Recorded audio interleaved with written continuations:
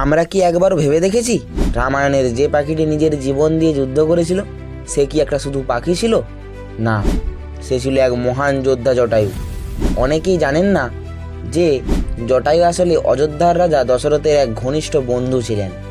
তাই যখন রাম বনবাসে ছিলেন তখন জটায়ু তাকে নিজের সন্তানের মতো রক্ষা করার প্রতিজ্ঞা করেছিলেন।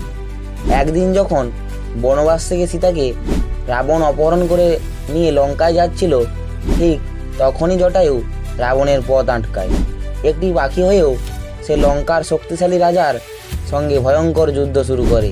অনেকক্ষণ যুদ্ধের পর রাবণ তার খড়গ দিয়ে জটায়ুর একটি ডানা কেটে দেয়। তারপর জটায়ু মাটিতে পড়ে যায়। মাটিতে পড়ে জ্বালায় ছটফট করে জটায়ু। কিন্তু মৃত্যুর আগে রাম তার কাছে এসে পৌঁছয় এবং তার মুখে জল দেয়। তারপর জটায়ু রামকে সীতার অপহরণের কথা জানায়। সেই কারণেই রামায়ণের জটায়ুকে শুধু একটা পাখি নয়, একজন সত্যিকারের বন্ধু এবং বীর হিসেবে মনে করা হয়।